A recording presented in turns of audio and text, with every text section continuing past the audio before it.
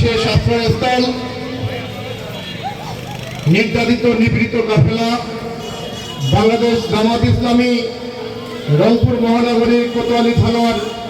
16, 17, 18 ওয়ার্ডের উদ্যোগে আয়োজিত কেন্দ্র ঘোষিত গণসংযোগ পক্ষ উপলক্ষে আজকের দাওয়াতি সভার সম্মানিত সভাপতি, আজকের প্রোগ্রামে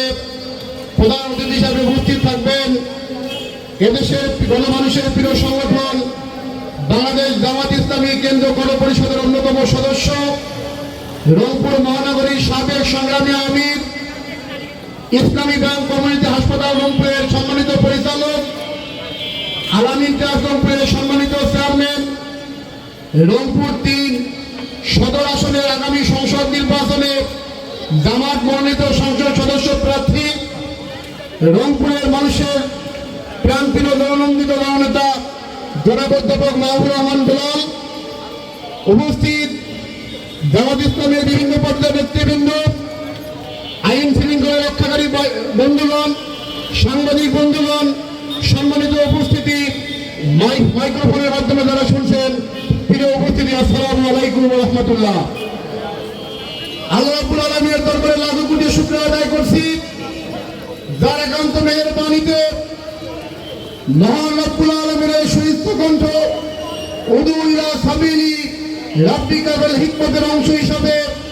বাংলাদেশ জামাত ইসলামের আহ্বানে ইসলামী আন্দোলন তথা দ্বীন প্রতিষ্ঠান আজকে ভগবান করার কাফেলায় যোগদান করার উদ্দেশ্যে আজকের এই লালকুঠি মোড়ে আল্লাহ রাব্বুল আলামিন যে আমাদেরকে এখানে আসার তৌফিক দিয়েছেন, সবাই বলে আলহামদুলিল্লাহ। লাখো কোটি দরুদ ও সালাম বর্ষিত হোক জনাবে মুহাম্মদ রাসূলুল্লাহ সাল্লাল্লাহু আলাইহি ওয়াসাল্লামের প্রতি। সেই সাথে গভীর শ্রদ্ধা করে স্মরণ করছি 24শে জুলাই গণ অভ্যুত্থানের অন্যতম মহানায়ক রংপুরের বীর শহীদ আবু সাঈদ সহ যারা ফ্যাসিবাদ মুক্ত দেশ গড়ার জন্য, যারা শোষণ মুক্ত দেশ গড়ার জন্য, যারা বৈষম্যহীন দেশ গড়ার জন্য এদেশের সেই সমস্ত যুবকরা যারা নিজের তারা রক্ত বাংলার জমিনে বাংলার পীর ধারা পথে যারা রক্ত ঢালিয়ে দিয়ে এদেশের মানুষকে কথা বলার স্বাধীনতা দিয়েছে, এদেশের মানুষকে নির্বিঘ্নে চলার পথ পথ দিয়ে দিয়েছে, এদেশের মানুষকে স্বাধীনভাবে বসবাস করার চলাফেরা করার তৌফিক দিয়েছে, সুযোগ করে দিয়েছে। আল্লাহ রাব্বুল আলামিন সেই সমস্ত মধ্যে মুজাহিদকে শাহাদাতের সর্বোচ্চ লাকাম দান করে সবাই আল্লাহুম্মা আমিন। সম্মানিত উপস্থিতি, স্বাধীনতার 54 বছর পেরিয়ে আমরা যখন স্বাধীন বাংলাদেশের বর্তমান অবস্থায় বাস করছি, ঠিক সেই মুহূর্তে যদি আমরা 71-এর স্বাধীনতা যুদ্ধের তদানীন্তন প্রেক্ষাপট নিয়ে আলোচনা করতে যাই, আমরা দেখতে পারি ওই পশ্চিমা পাকিস্তানের পশ্চিমা শাসক গোষ্ঠীর অত্যাচার, অন্যায়, জুলুম, নির্যাতন নিষ্পেষিত হয়ে বাংলার দামাল ছেলেরা, বাংলার মানুষেরা বুকের তাজা রক্ত বিলিয়ে দিয়ে 71-এর পৃথিবীর মানচিত্রে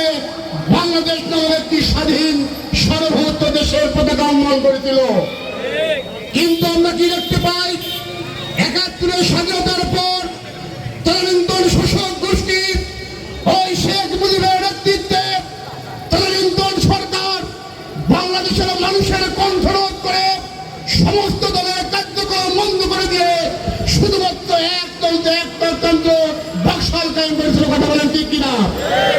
সেই শেখ মুজিবের নেতৃত্বে শেখ বাহিনী আর রক্ষী বাহিনীর নির্যাতনের ফলে 74-এর মরণান্তর সৃষ্টি হয়েছিল, যে মরণান্তরে আপনার ইতিহাস পড়েছেন, মুরব্বী নাম জানবেন, যে 74-এর মরণান্তরে মানুষ এবং কুকুর তাদের খাদ্যের জন্য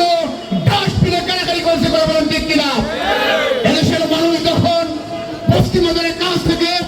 মুক্তির আশায় স্বাধীন দেশের পতাকা তলে আবদ্ধ হওয়ার পরেও রক্ষী বাহিনী,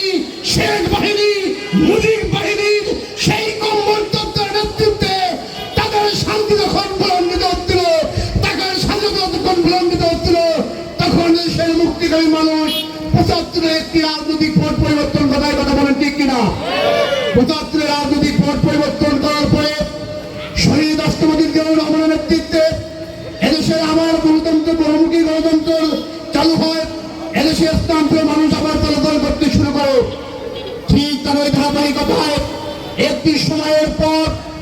ওই পার্শ্ববর্তী দেশ ভারতের এজেন্ডায় ৯৬ সালে ওই শেখ মুজিব কন্যা শেখ হাসিনা মক্কায় যে হজ করে খুলতা পরে হিজাব পরে হাতের তলবি নিয়ে এসে বাংলার মানুষের কাছে বলেছিলেন, আমি আমার পিতার অনুকর্মের জন্য ক্ষমা চাচ্ছি, আমাকে একটিবার ক্ষমা করে দিয়ে আমাকে একটু দেশ সেবা করার সুযোগ দেন।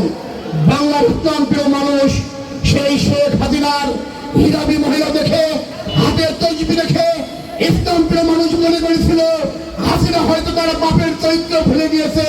তারা বাংলাদেশের মানুষ। তখন শেখ হাসিনাকে ভোট দিয়ে তাকে সরকার গঠন করার সুযোগ দেয়। কিন্তু